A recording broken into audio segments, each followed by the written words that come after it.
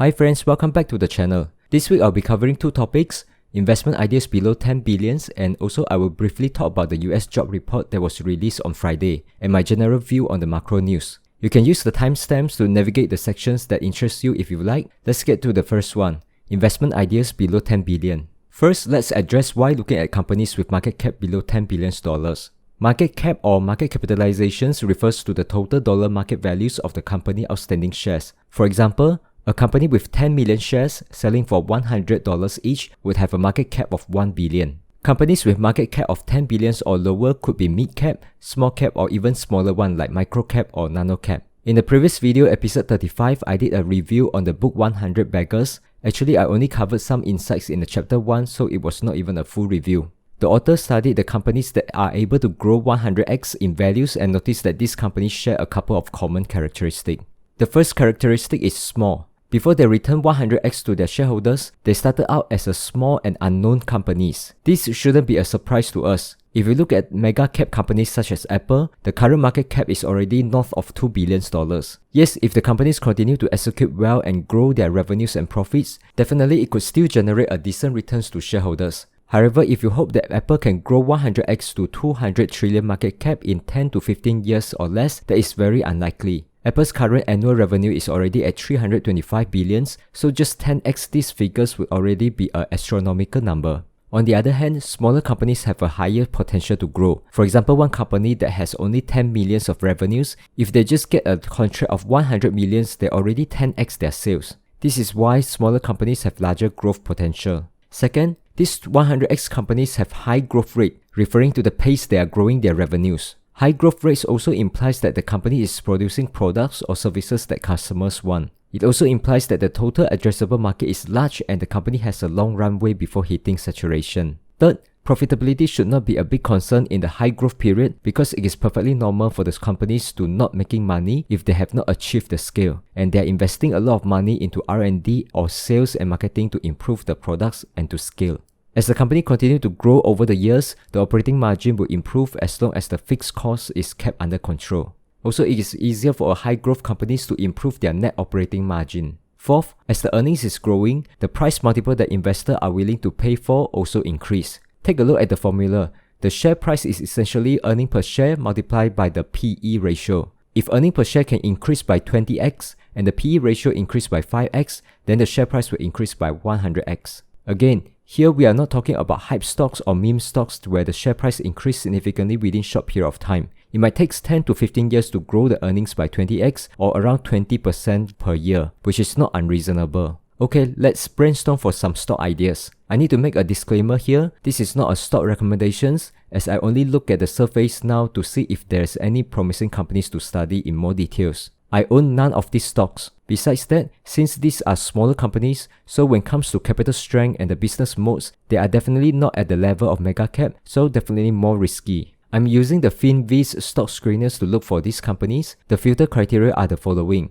market cap of $2 to $10 billion, the sales growth in the past 5 years and the sales growth quarter over quarter are both over 30%, gross margin over 40%, price above 200 days simple moving average just to screen out companies that are below trend. First company is Celsius Holdings. This company develops, markets, distributes, and sells functional calorie-burning fitness beverage in the United States and internationally. The company offers its beverage in various flavors, including carbonated and non-carbonated, as well as sparkling drinks under Celsius name. Actually, here in Singapore, you can buy Celsius drinks from Shopee Mall. I haven't tried the drink, so I don't know whether it tastes good or not, but if you look at the sales figures, it definitely looks promising. The recent year-on-year growth rate is close to 80%. Besides that, the company is profitable, although the earning growth is slower than the revenue growth, but if you look at the quarterly report, you can see that they are increasing the sales and marketing expense by 60%, meaning that the company is still at the growth mode. If you look at the largest public companies in the world, you see names like Apple, Microsoft, Amazon, Google, Facebook, Tesla, TSMC. You might conclude that only tech stocks is able to give a massive returns. Actually, that is not true. In fact, one of the best return company in the history is this company called Monster Beverage. From 1985 until now, the price went up by 733 times. If you do the maths, that's around 20% per year. So a successful company can come from any industry, don't have to just focus on tech companies. The second company is Cryoport. This is a life science services company, provide temperature-controlled logistics solutions globally.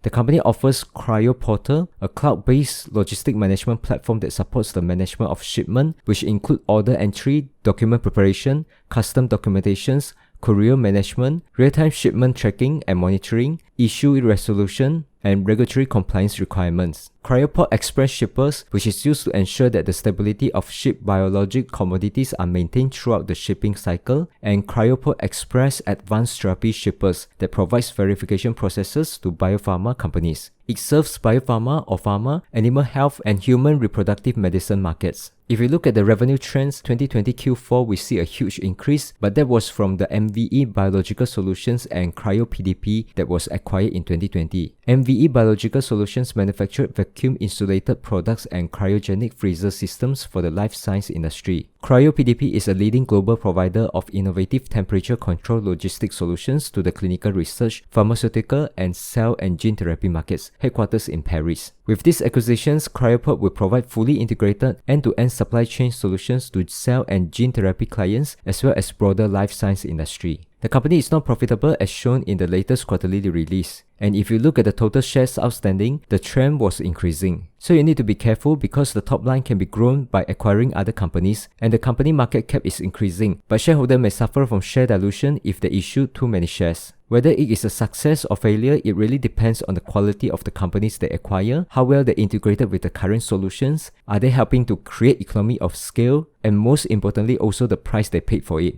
Just a general comment on the temperature control packaging solutions market. This market is expected to grow at 17.5 CAGR and the healthcare industry has been a significant growth driver. So even when we are studying the individual company, we also need to pay attention to the entire sector as well. And based on some headline information like this area is definitely worth paying attention to. The next company is Monday.com. Initially, I wanted to look at this company called Smartsheet. One good thing about analyzing B2C company is that you can actually go to YouTube and watch some review videos and see if you like the product as a customer. However, after watching a couple of reviews and comparison, I think I found another company that's even better, which is Monday.com. Monday.com is simpler than Smartsheet and has a more intuitive interface, at least based on the review that I found on internet. Monday.com is a project management tool that enables organizations to manage tasks, projects, and teamwork. Let's walk through a couple of advantages of using Monday.com. First, it integrates well with various existing tools that the companies are already using in a few clicks. Here is the list of their most popular integrations. You can see names like Outlook, Microsoft Teams, Dropbox, Slack, Zoom, Google Calendar, Google Drive, Excel, Gmail, and many more. Monday.com has automations tools that help to automate the repetitive work in seconds so users can avoid human error. Users can visualize the work with views, they can view data as a map, calendar, timeline, Kanban, and more. Monday.com just filed for an IPO and is aiming for a valuation of more than $6 billion. Salesforce.com and Zoom have each agreed to buy 75 million of Monday.com shares in a private placement. Let's take a look at the financial. The revenue is growing at an impressive rate of 85% year-on-year in the latest quarter. The gross profit margin is also very high, however the operating expenses, especially the sales and marketing, is even higher than the revenues. Hence, the company is currently still operating at a loss. The expected IPO date is on 10th of June, which is coming Thursday. The estimated IPO prices is between $125 to $140 and the stock ticker is MDNY. My expectation is that the price will go beyond this range and potentially market cap could reach more than $10 billion. The main risk for this type of company is that since they are not profitable, they will probably tap on the capital market to raise capital in a couple of years down the road. If the market is good, that isn't a big problem. However, if capital market is not favorable, then there will be a risk of dilution. Alright, that's all I have for the stock ideas below 10 billions. Let me know what you think of these ideas. And if you look at these companies before, I would like to invite you to leave the comments below and consider joining my Telegram group. My research above only touches the surface and is definitely not sufficient to build a high convictions. Hence, the objective is to have friends that exchange the ideas and deep dive into the company and research together. Next section, I will briefly comment on the job report that was released on Friday night. The non-farm payrolls increased by 559,000 in May. This is quite a decent job growth figures, however it is below the 671,000 consensus estimate.